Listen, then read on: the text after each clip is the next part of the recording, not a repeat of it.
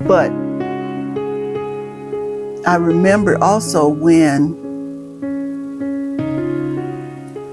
I knew I was a good writer, and I knew I used to want to be a talk show host. And there was nothing about talk shows you couldn't tell me about, because I knew it.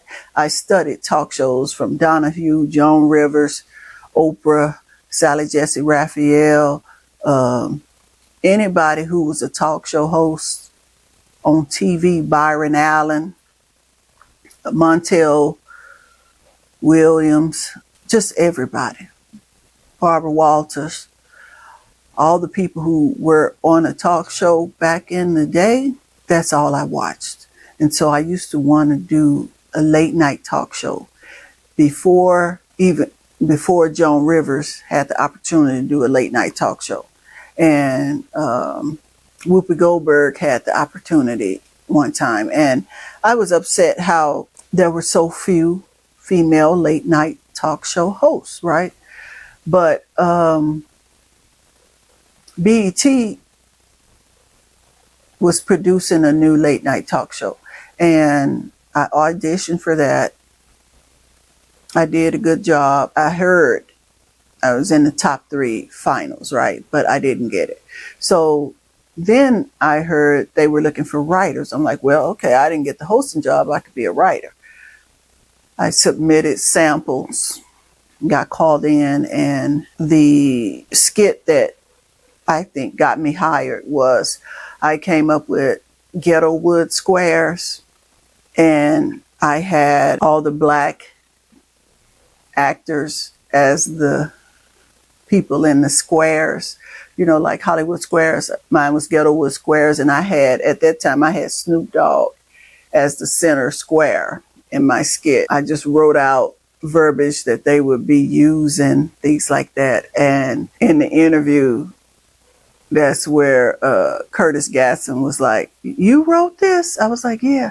He's like, "This shit is funny." I got hired as a writer. No representation, just me with my ear to the ground, listening and hearing about things that was going on, sending in my ideas, and landing that job. And if I tell you, this was the time that all the comedians on Comic View wanted to boycott because they were unhappy with the amount of money they were being paid. And so I had comics calling me, telling me I needed to quit my job because they were boycotting BET. I was like, y'all out y'all damn mind. Y'all been doing this for 8 years, and you think I'm finna quit my job for all y'all that don't even like me? Y'all don't even know me? Y'all don't even ever give me a chance to get on stage. Half of y'all were nasty to me, and you think I'm finna quit this job? I think at that time I had like $1,500 a week I was being paid. I was like, y'all out y'all damn mind. I don't even like y'all like that. I'm not boycotting. I'm not on Comic View. I ain't been on Comic View. I couldn't get an audition for Comic View. So I'm not on that train. I'm not on that train. Anytime I'm excelling in my craft, excelling in the being of who I am, I have people that want me to come down to another level. I have people that want to bring it down. I have people that want to try and tell me, you know, I shouldn't be doing this or that. And I am not that person. I have never been that person. People were shocked when I moved to LA. People were shocked when I moved to Las Vegas. People were shocked when I moved back home to Houston to go back to school.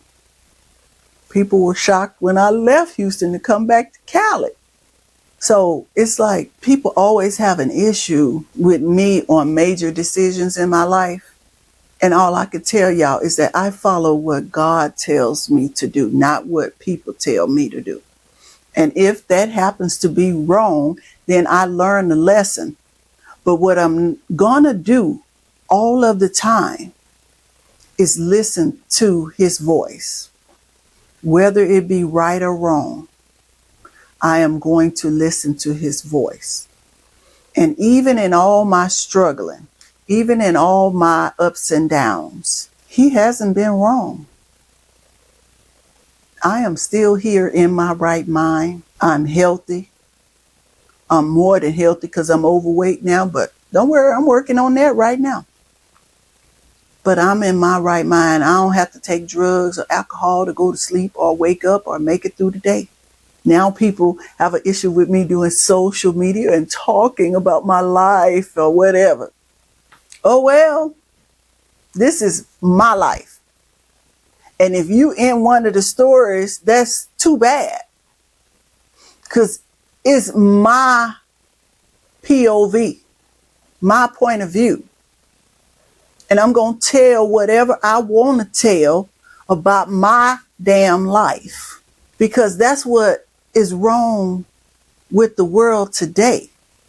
All these people who are average don't want you telling your story about them, your interactions with them, because their interactions weren't good most of the time. And they don't want you to make them look bad. But if you hadn't been bad, you wouldn't look bad. If you hadn't done anything, you wouldn't have nothing to worry about. But what you're not going to do is tell me what I can and cannot do. I don't know why people don't understand it hasn't worked yet and ain't going to work. Y'all don't run my life. I'm not average. You're not going to make me be average. You're not going to try and make me be subpar, below average. None of that. It just won't work. Even when I try to sit in silence and be in the background, people pull me to the front. Oh, okay. I got one quickie right there. 6th grade, Lockhart Elementary, Miss Montgomery classroom. I'm sitting in the back. It was time for graduation, right? And the thing at that time was, who was she going to pick to do the welcome? Because she only picks special people. Miss Montgomery was a hamburger baby. She didn't play, okay? Miss Montgomery did not play. And so I remember these 3 or 4 girls, they was all talking noise and talking about how people look and all this. You know, they thought they were the it girls, and they was all waiting to figure out which one of them was going to be doing the welcome at the graduation. And we was all sitting there, and Miss Montgomery was talking about it, and then she got quiet, and everybody sitting there quiet, and she said, Patricia, you gonna be doing the welcome at the graduation. What? Write your speech, bring it to me so I can see it, and learn it by memory. I don't want to do that. You are giving the graduation speech, baby. I can't even tell y'all how them heifers hated me. I can't even explain how I strolled out that classroom and ran home and told my mom I'm doing the welcome, baby. Yeah. And then my daddy showed up late, and I was in the middle of my speech, and it was like a scene in a movie. I'll never forget.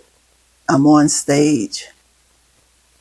He opens the back door of the auditorium, which y'all know is loud as F, right? And so the door opened. I'm talking about sound effects in the movie multiplied. And all I heard was that door open. And I'm looking, the audience is out there, so I can see the door. And my dad walked in and I was shocked shitless because he hadn't been to our events. And my dad walked in that door and I forgot the words to the speech. And so I'm standing there and Miss Montgomery was on the front row. And so when I stopped, she had the speech in her hand and she said the next word, I'll never forget, it was that. And so she said that, and then my brain cut back on and I kept going and I finished the speech. I've always been pushed to the front. I don't know why. Even in little BIP, I was 4 years old. I'll never forget. I don't know why I have these memories. We were doing Goldilocks and the Three Bears. And the lady wanted me to be Goldilocks. And I said, I don't want to be Goldilocks. But guess who was Goldilocks? Me. And that was when we had the cutouts and you put your hand in through the little, yeah. I don't know why, y'all. I don't know why, but I'm not average. Never have been. So leave me alone. Leave me be. You can't change me. I'm too old now. I'm old. And I used to have this saying for when I tell my sister all the time, or family rather, on my tombstone, right, she tried it all, right? But now I'm going to have to write under that, she's not average. Because that's all I hear. That's all I hear now from grown-ass people that want to make you subpar, average, below average, because that's how y'all feel comfortable. Miss me with that one, okay? Miss me with that one. And stop. Now I could go into a whole nother thing. Stop trying to make your kids what you are. Let your damn kids explore what God has put in them. If your son like rocks, go let him be a rock scientist. Shit. If your daughter like drawing, let her be an artist. Stop and listen to what's inside of your children, because you all are making them below average on the gift that God has put in your child. Okay, I'm going to stop right there. All right. Thank y'all. Hit that subscribe button. Leave a like, leave a comment. Share this video with your friends if you choose. I appreciate you watching. See you next time.